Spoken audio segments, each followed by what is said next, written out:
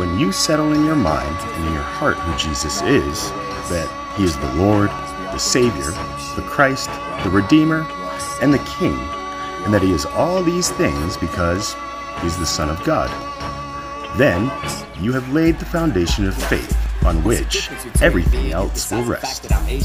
Tensions between advocates for religious rights and advocates for LGBT equality have existed for years, but in the wake of LGBT rights victories culminating in the U.S. Supreme Court's 2015 Obergefell versus Hodges ruling, these tensions have mounted significantly. Which one of these statements is not like the others? My religion forbids me from eating pork. My religion prohibits me from saying the Pledge of Allegiance. My religion requires me to wear special clothing. My religion requires me, as a private business owner, to refuse services to same-sex couples who are planning weddings. The fourth statement is the outlier in this series, and it's wrapped up in a culture war that pits religious freedom against individual rights.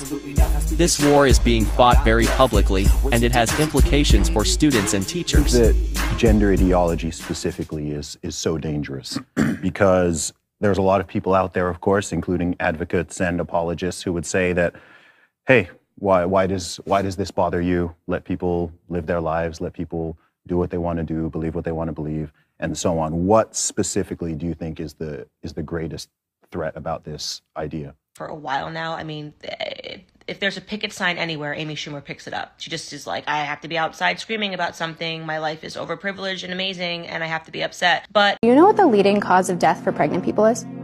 Change the way you look at things. Pregnant people. Mm-hmm. And the things you look at will change.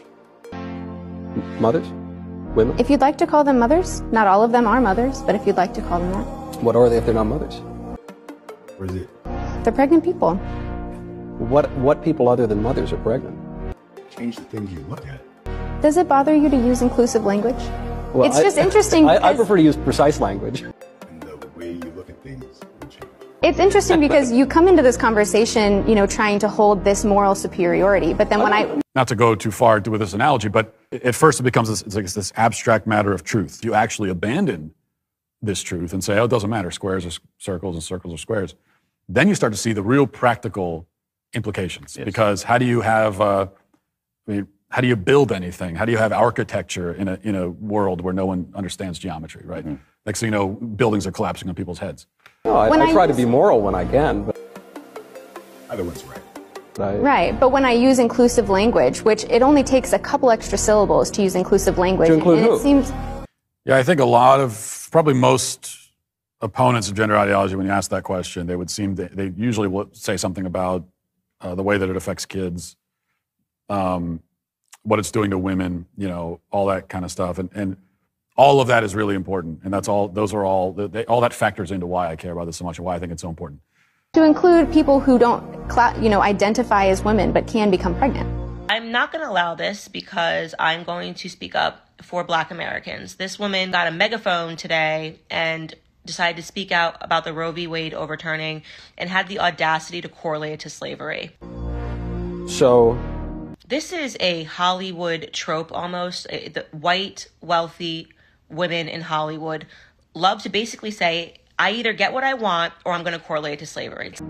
Like a person who's born a woman and then identifies as a man and is pregnant. It's like, if I don't get what I want, I'm going to say that it's just like slavery, or else like it's wrong and I need to get what I want. Until you give it to me, I'm going to use Black people. I'm going to use the pain of the past.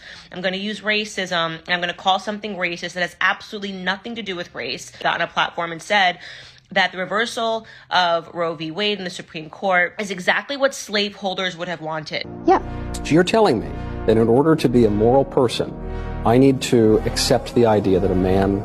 No, it is not in the mind, okay? You're not a man if you think you're a man. Someone who is born a man and looks like a man can really become a woman. That's a prerequisite of my being a moral person. I don't know that I've ever exhibited phobia of trans people. I'm afraid of trans. Okay, I said a boy who thinks he's a girl. That's the usual phraseology I use. Not playing. I usually say a boy who thinks he's a girl or a girl who thinks he's a boy. Which is so I think that I actually, as far as the actual psychological right. issues, I think the transphobia is really in play, disagreement with the it used to be basic called gender dysphoria or gender identity disorder. Now they call it gender dysphoria. The idea, but that's not the underlying reason why this is important. The underlying reason is that gender ideology is an assault on truth. Mm-hmm. and truth matters for its own sake. There's an inherent value to truth. That people can move from male to female, and it is my job, objectively, to now call them the name they wish to be called, and to teach my children that men can be women and women can be men. I fundamentally disagree with that point. Now, with that said, is everybody in the United States entitled to the same rights? Of course. And when something threatens truth, or not, you can't really, truth is truth. You can't threaten it, you can't do anything about it. But when something threatens to such a degree, threatens our ability to perceive and understand truth on a collective level, then that's enough reason to consider it a grave threat to civilization. And but your right does not extend to forcing me to call you what you want me to call you. That's not the way this works. That violates my freedom of speech. My answer is no. In interpersonal relationships, if I were out to dinner with a trans person, would I make a point of noting their proper biological sex? No. No, because that would be impolite. Not in the mind. Okay. I mean, yes, to me it is, because if you are trying to deny someone of their identity and deny what their life experience is. Okay, and I'm not denying your humanity if you're a transgender person. I am saying that you are not the sex to which you claim to be. You're still a human being, and you're a human being with an issue that I wish you Godspeed in dealing with in whatever way you see fit. But if you are going to dictate to me that I'm supposed to pretend that men are women and women are men, no. And that doesn't seem like a moral stance to me.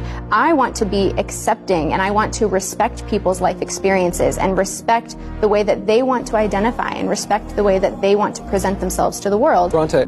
I use the comparison all the time that what if there was a movement out there gaining steam to convince everyone that squares are circles, there's a spectrum of squareness and circleness, and really they're the same in the end, or whatever.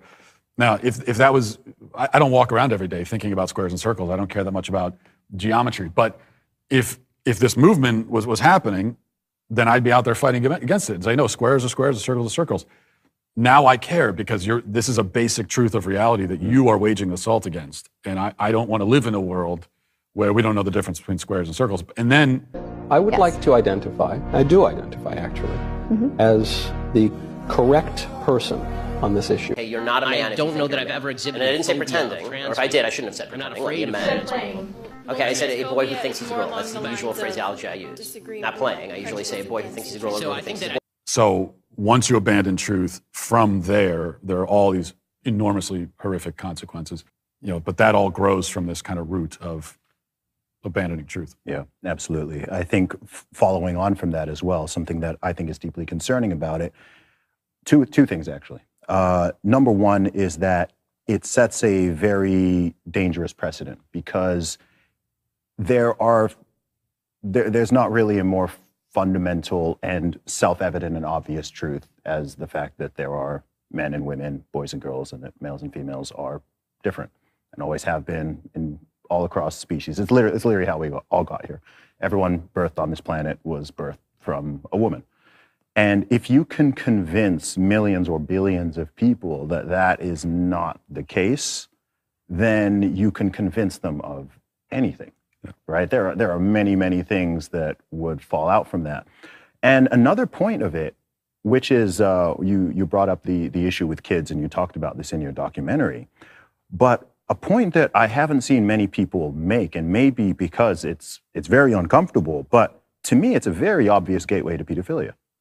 Because if people are advocating that an 8-year-old, a 10-year-old, a 12-year-old, whatever, can consent to a gender transition and something that will permanently alter them, perhaps render them infertile for the rest of their life, you're saying that you can make that decision at 12, then you are also crushing the argument against children not being able to consent to sexual activity. You don't let kids get tattoos. You don't let them drive. You don't I think tattoos are actually a great example because that's something that's permanent. I'd say a 12-year-old getting a tattoo is less concerning than them going on hormone therapy or having their genitals removed or anything like that.